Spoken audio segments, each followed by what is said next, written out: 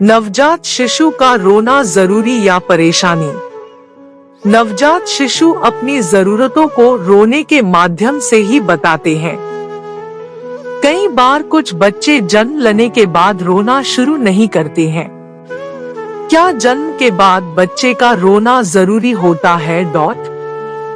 इस सवाल का जवाब लगभग हर माता पिता को पता होता है, लेकिन क्या आप जानते हैं कि जन्म के बाद बच्चे का पहली बार रोना क्यों जरूरी है? हम इस वीडियो में नवजात शिशु का रोना कितना जरूरी है, इसी पर बात कर रहे हैं। बच्चे का जन्म हर माता पिता के लिए अनोखा अनुभव होता है। नवजात बच्चे की मां 9 महीने कोख में पालने के बाद असहनीय दर्द के बाद बच्चे को जन्म देती है। बच्चा जब जन्म लेता है उसके बाद रोना जरूरी होता है। बच्चा जैसे ही रोता है माँ का सारा दर्द दूर हो जाता है। नवजात शिशु अपनी जरूरतों को रोने के माध्यम से ही बताते हैं। कई बार कुछ बच्चे जन्म लेने के बाद रोना शुरू नहीं करते हैं। क्या जन्म के बाद बच्चे का रोना जरूरी होता है? इस सवाल का जवाब लगभग हर माता पिता को पता होता है, लेकिन क्या आप जानते हैं कि जन्म के बाद बच्चे का पहली बार रोना क्यों जरूरी है? हम इस वीडियो में नवजात शिशु का रोना कितना जरूरी है, इसी पर बात कर रहे हैं। नवजात शिशु की देखभाल के लिए उसके रोने पर विशेष ध्यान रखना होता है। जन्म के समय पर बच्चे का रोना क्यों जरूरी? जब बच्चा जन्म लेता है तो वह माँ की कोख से अलग होता है। जन्म के समय पर बच्चे का रोना उसके जीवन का संकेत है। जब जन्म के बाद बेबी फर्स्ट क्राई करता है तब पता चलता है कि उसके फेफड़े और हार्ट काम कर रहे हैं। इस बारे में हेल्थ एक्सपर्ट्स व गायनोकोलॉजिस्ट मानते हैं कि रोने से बच्चे के स्वास्थ्य का पता चलता है। अगर बच्चा तेजी से रोता है तो इसका मतलब है वो स्वस्थ है। अगर बच्चा बहुत धीमे आवाज में रोता है तो कुछ स्वास्थ्य परेशानियां हो सकती हैं। नवजात शिशु जन्म लेने से पहले गर्भनाल के माध्यम से सांस ले रहा होता है। जन्म के कुछ सेकंड बाद बच्चा खुद से सांस लेता है। जब नवजात शिशु सांस लेता है तो नाक और मुंह में जमे तरल पदार्थ को बाहर करता है। इस प्रक्रिया में बच्चा रोने लगता है। जब बच्चा खुद से सांस नहीं ले पाता और फ्लूइड को बाहर नहीं कर पाता तो डॉक्टर सक्शन ट्यूब की मदद से ऐसा करते हैं। पहली बार माता पिता बने हैं तो इन गलतियों से बचें। जाने खास पेरेंट्स टिप्स। नवजात शिशु का रोना कितना जरूरी? गर्भ में पलने के बाद बच्चा जब जन्म लेता है तो वह अगले 24 घंटे बहुत शांत रह सकता है। ऐसा इसलिए भी होता है क्योंकि बच्चा बाहर के वातावरण के साथ खुद को एडजस्ट कर रहा होता है। बच्चे का पहली बार रोना सबसे ज्यादा जरूरी होता है। अगर बच्चा पहली बार नहीं रोता है तो डॉक्टर उसके हेल्थ के बारे में जांच करना शुरू कर देते हैं। कई बार बच्चे का न रोना बच्चे की मौत का कारण भी बन जाता है। शिशु का रोना जरूरी होता है क्योंकि वह रोने के माध्यम से ही अपनी जरूरतों को बताता है। हेल्थ एक्सपर्ट्स मानते हैं कि बच्चे के रोने की आवाज मां सो रही होती है तब भी उसे सुनाई दे जाती है। यह एक प्रकृति का नियम जैसा है। स्वस्थ शिशु 25 घंटे में लगभग 3 घंटे तक रो सकता है।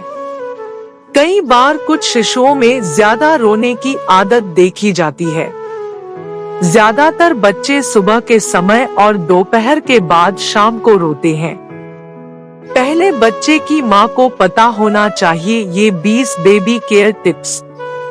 बच्चे का कितना रोना सामान्य होता है? बच्चे के लालन पालन में यह बात जानना जरूरी होता है।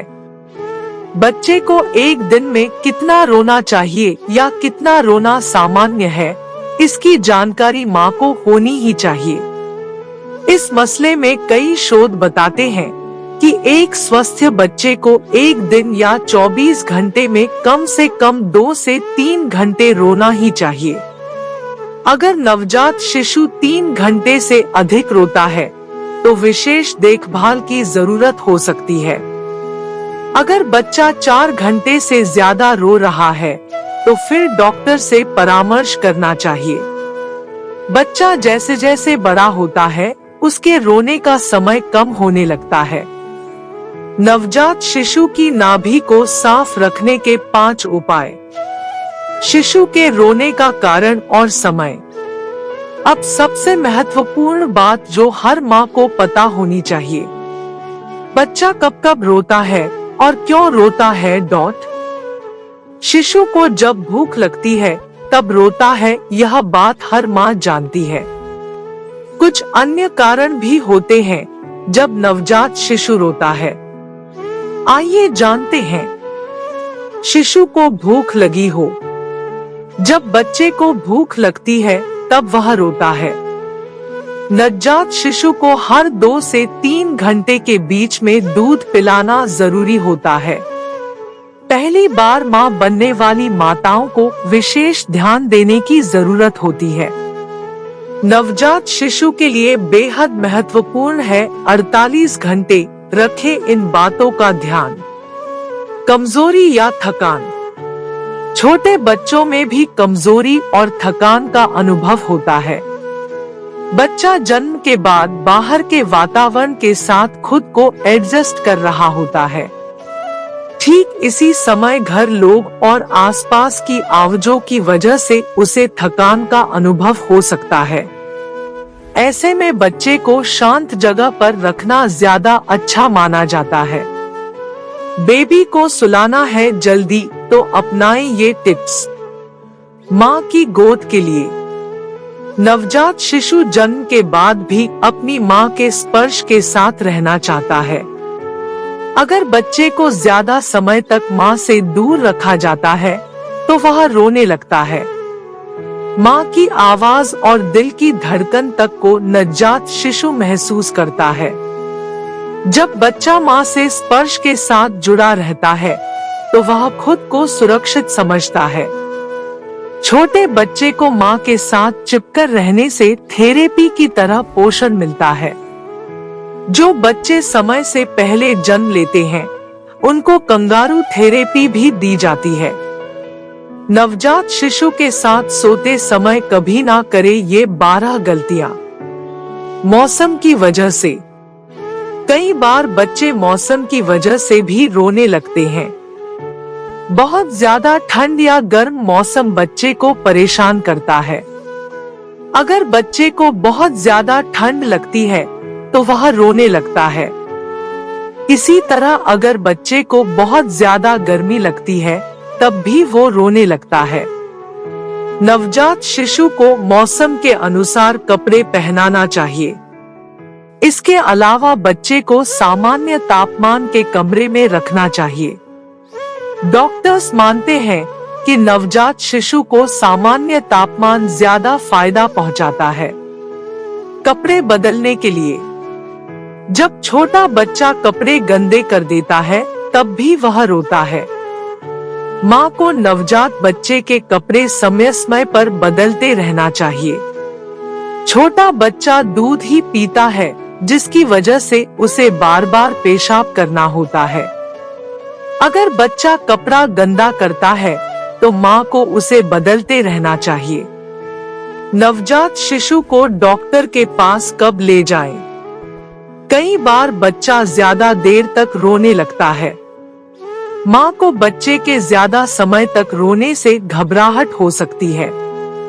अगर बच्चा 40 मिनट से 1 घंटे तक लगातार रो रहा है तो यह गंभीर बात हो सकती है। बच्चा अगर रो रहा है तो वह दूध पीने के बाद या माँ की गोद में आने के बाद शांत हो जाता है। अगर बच्चा दूध पीने के बाद और माँ की गोद में आने के बाद भी चुप नहीं होता है तो फिर डॉक्टर के पास जाना चाहिए।